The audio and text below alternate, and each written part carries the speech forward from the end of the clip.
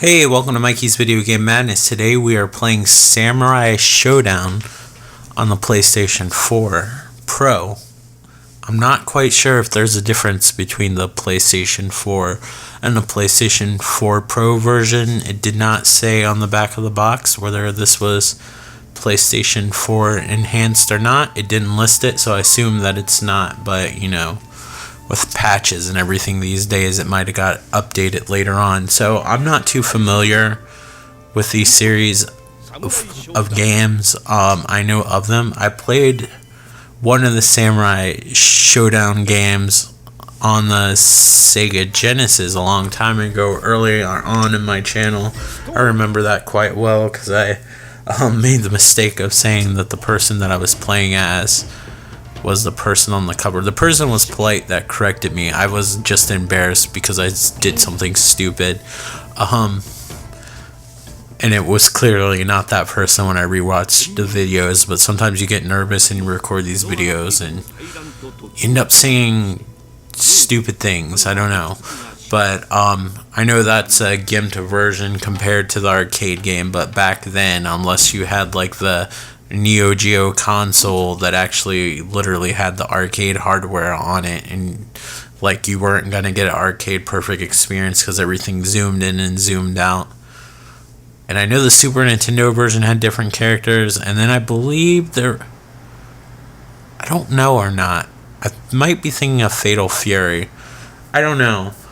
I know King of Fighters mostly from some of the characters being I know Samurai Shodown from the characters being in the King of Fighters games. It was an amazing idea to do this when I was running on fumes as far as being tired goes, but you know, whatever. I'll do a video. Of course, again, since I'm playing a Japanese fighting game, I picked a lady because I always feel like they're the best fighters in Japanese fighting games. They tend to have longer range a lot of times, or they're like super fast where the guys are slower, have more powerful attacks. American fighting games, I usually play as guys most of the time, unless they're like characters like from comic books or something, like the Injustice games. I don't mind playing as Harley Quinn, Batwoman, or Batgirl. Batwoman's a thing, but I don't think Batwoman's in the Injustice games. I don't think so, no. Wonder Woman's pretty cool and stuff like that, but I don't mind playing Batman and all the other characters, which I don't remember offhand, because as far as the DC universe goes, I'm mostly familiar with Batman. I know Superman from like his cameos, but I never liked Superman because he's too perfect, and it's one of the reasons why, like in the Marvel universe, like Captain Marvel isn't that interesting to me because she's like overpowerful. I don't know, Batman's just super flawed and fucked up, I guess, like myself, except I'm not a billionaire and a super genius. Otherwise I probably could figure out how to get people's attention better on making videos. I could make the best Fortnite video ever and then probably have like 3 views on it. So anyway, this is basically a soft reboot, I'm guessing. I don't know. I don't remember what the story is. We'll just call it a reboot since they didn't put a number after it. But it might be sequel story-wise. I don't know. This game has this thing. I don't remember it being in the other game that I played on the Sega Genesis, where once your meter is all the way full and you have like it sparking like it did on the opponent side, if you hold down 3 buttons, you go into this mode that like increases like your attacks and everything, and then if you push it again, you can pull off a super move and basically cut the person in half. And people's moves seem to be really easy to pull off and different. That didn't make any sense. They seem to be easy to pull off and similar, but the moves themselves are different. But based on some videos I watched of this game, I don't think that's always the case, but so far the characters I've only played this game like 3 different occasions, and I think this might have been the 4th or even 3rd time that I played this. I got this on August 9th. I'm recording the commentary on the 22nd, and I recorded the footage on August 21st. Because I recorded the footage and I'm like, I'm not, and then I had to change the format or whatever, because Vegas doesn't really read the file, the MP4, even though it reads like MP4s, whatever format this is, it doesn't seem to like how my capture device takes it. I also had to turn up the brightness a little bit, so I hope that doesn't look oversaturated. I really can't tell until the video is fully rendered. I have this small window, but it's like super compressed or whatever, but it was way darker than the game actually is. This runs on the Unreal Engine 4. It's not the best Unreal Engine 4 looking game. That's a fighting game. I would probably have to give that to Tekken 4. You know, sometimes I don't even understand why they even bother to use it, because Mortal Kombat 11 and Injustice 2 look incredible, and that still uses the Unreal Engine 3. There's a certain look to this. I will say I really do like the look of Street Fighter 5. Even though they said they weren't going to do it, I really wish they'd just release like a version of the game with the arcade version and all the characters once they're done releasing all their seasons and everything. Just have everything on one disc. That would make me so happy. Have it as a single player game, because the arcade game they eventually put in it is really good, and I would like to have that all on disc, so if one day I don't have enough room, I can delete Street Fighter without fearing that I'll never be able to download it again. This game's kind of interesting for the simple fact that it looks and plays sort of like a Street Fighter game, but if you play it like a Street Fighter game, you will find yourself shit out of luck. Usually you do like 3 or 4 attacks and you back up. It kind of reminds me of another samurai-like game, even though it was just, I think it was more weapons based, but this has like characters that don't necessarily have katanas and stuff as well. Bushido Blade on the PlayStation 1. There was also a second Bushido Blade, the sequel to Bushido Blade on PlayStation 1. Guess what it was called? You're right, it was called Bushido Blade 2. It was also on the PlayStation 1. Bushido Blade 2 was overly simplified, although it looked a lot nicer. But this game reminds me of Bushido Blade, which was a 3D fighting game. Which was cool about it though is you really didn't have life bars, at least as far as I remember, at least the first game. I didn't play the second game as much. I wish I had those games. Playing back, thinking about it now,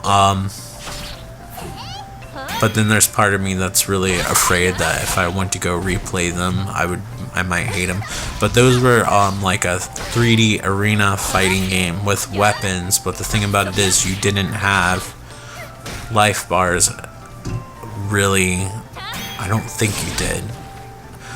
Every time I say that you don't have life bars, in my mind I'm picturing a life bar, but I seriously don't think that's the case. Even if you did have a life bar, you just do a critical hit and that's it. And this game kind of feels like a 2D version of that game. Yes, you have a life bar, but when your opponent reaches a certain amount of health, like, you can basically do a critical attack and kill them. And there's like one move which it seems to be similar to some characters. You push forward and then you do like a half circle forward from back all the way to forward again, if that makes any sense, and then push, like,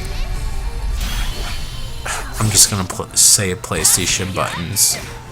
Believe it is X and O, which is like the high kick button and the medium hit button at the same time. I don't know. Play the tutorial. Take my word for it. It's good stuff. But that'll almost do the same amount of damage. I'm still learning this game. I've really only played and beat the game as this character, which is why I played it, and I'm still rusty even after finishing the game, because I've been so tired and haven't played as many video games. But I'm glad I finally bit the bullet and got this game. It's one of those games that, like, I don't know, I wasn't sure about because I didn't know how much content was in it. And what sold me, and I don't really like watching reviews, but not as many people are talking about this game, or at least I feel like they are, where I get a good gist of it. A lot of people that are playing this game are pretty hardcore fans, and sometimes that ends up making you either are super critical or super biased towards the series and like it no matter what. And I feel like that's what a lot of people do with the mediocre entries in their series. Like, those don't end up being awesome, but if it's like bad, it'll be the worst thing ever. I don't know. I'm probably not even making sense. I'm not even making sense of myself. I'm so glad I have a channel. Anyway, but what sold me, which was actually a criticism of the game, is that, oh, this game doesn't have like a story mode like a lot of like the Midway, the NetherRealm Studios is what it's called now, which is the Mortal Kombat team. Street Fighter had it as well as Tekken and Dead or Alive 5 and 4 and probably 3 and 6.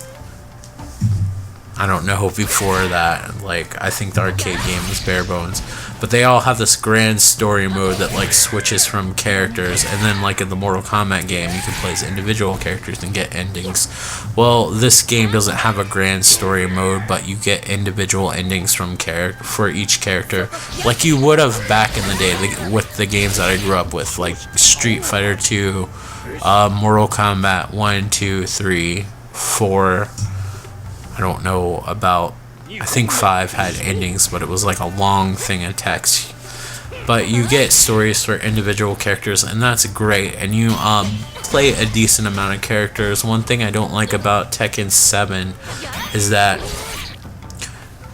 even though it has an arcade mode, like after like 5 or 6 matches, you're already at the final boss, where this takes longer to get to, and it feels like a legit arcade experience, which is all I wanted. And Street Fighter 5 has a pretty cool arcade mode, although they limit their characters' endings based on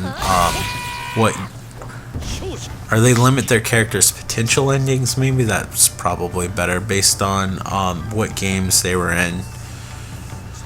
So like if your character wasn't in Street Fighter 2, when you play Street Fighter 2 mode, or whatever you would call it, in arcade mode, your character won't be able to play it. But then at the bottom there's Street Fighter 5, so all the characters are available there. And I don't know, I haven't played Dead or Alive 6 that much, but I know it has a grand story mode. Tekken 7 does not have a story for the characters. It has arcade mode, but like I said, it's pretty short. I was gonna say it's pretty lame. It's fun while it lasts, but the whole story mode, grand story mode, I don't really care as much, because I don't get to know and play as the characters. Yeah, it's letting you try out all the characters. I still like the Mortal Kombat ones because the mythology and everything's interesting, and the characters are so unique and everything. It makes it kind of cool. Like, I died there because I sucked. I mean, what else is there to say? But this is a fairly nice looking game. It's bland. I've seen some people critique the game or whatever, but you know, it's fun. I'm glad I got this game. I was really reluctant to buy a fighting game that, I don't know, I made the mistake of seeing like reviews where they're like it's bare bones, but it seems fine and cool and unique enough to not stand out, because I've bought in a few fighting games in the past, I got like Blaze Blue cross tag team battle, and even though it has a ton of characters, the sprite works beautiful. Like, I don't know, I didn't really play that one that much. As much as I love the Persona games, I got Persona Arena, and then the fighting game that came, I think it was called Persona 4 Arena, and then there was a second one. I got both of those, and I didn't play them as much as I would like to. And I got some game. I know Nitro wasn't a title. It was nice. It came with a decent, a decent color instruction manual.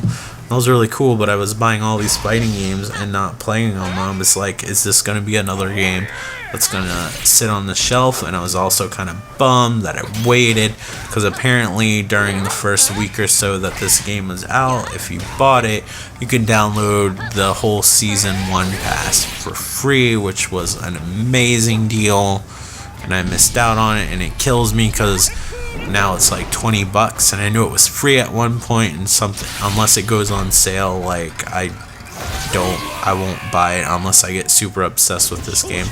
But you get a lot of characters, and so far the few that I've played feel fairly unique. And this fighting game, the fighting mechanics feel fairly unique, and it's one of the best 2D fighters I've played in quite some time. I know a lot of people give Street Fighter 5 shit, and they should, but with everything updated now, I think Street Fighter 5 is actually a really cool game. I love the Street Fighter Anniversary Collection. I feel like if you want a fighting game, that's a must-have as well. And above all else, like Mortal Kombat 10 and 11, like, or X if you want to be fancy, even though the Roman numeral for 10 is X, and naturally the next one was called 11, so who are we kidding? And I like how when you play arcade mode here, I'm going off topic, that each time you play the arcade mode, even though it's story oriented, you still play as different characters each time.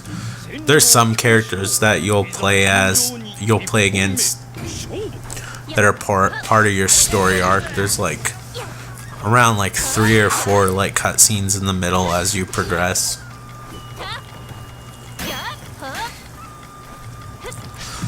But it's really cool. There's not a whole lot of special moves. You have like a kick button, a light attack button, a medium attack, and then a heavy attack, and you really have to learn how to counter. There's 2 buttons that you press that can actually kind of make you do like a parry or get out of the way. It's like better than a block, which you hold back to block, but this is something where you it's almost like a side step, but in 2D, and the arena doesn't rotate, but you have to time it just right, and it'll like basically trip up your character.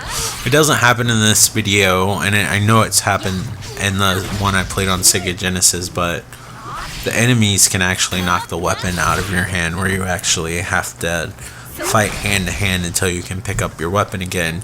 You can see both of our meters are full.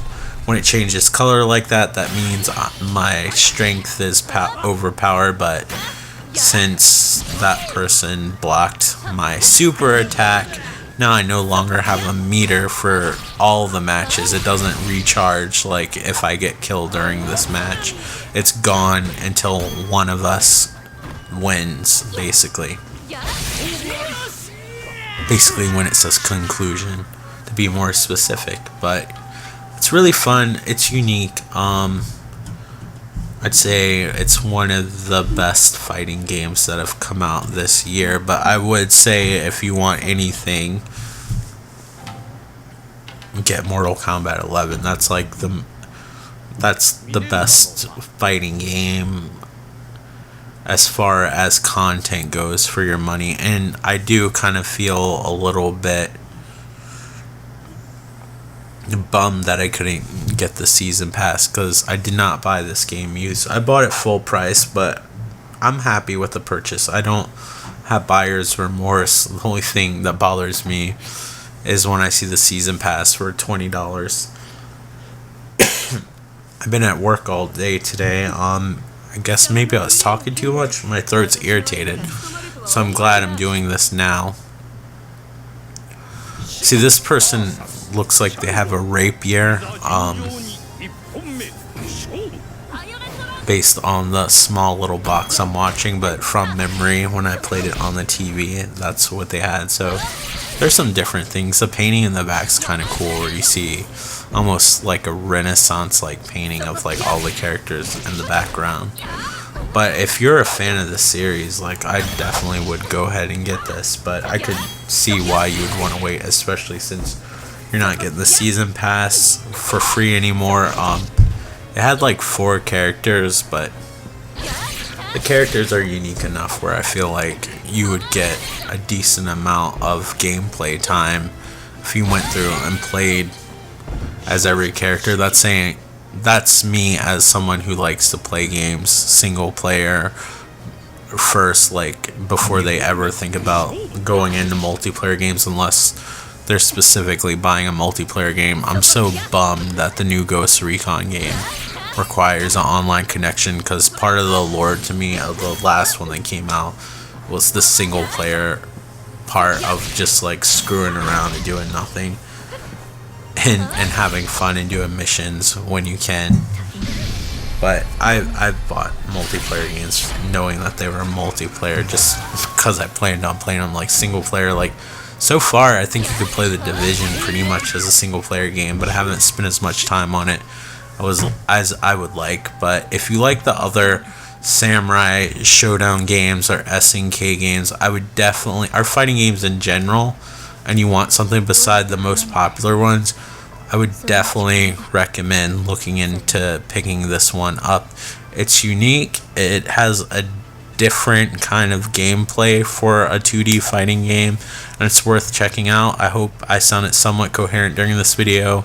I'm super tired. I probably should have taken a nap before I did this, but I hope you're all doing well. I highly recommend this game. Thank you so much, and take care. Thanks for watching. Bye. If you want to, like, comment, and subscribe. Thanks for watching.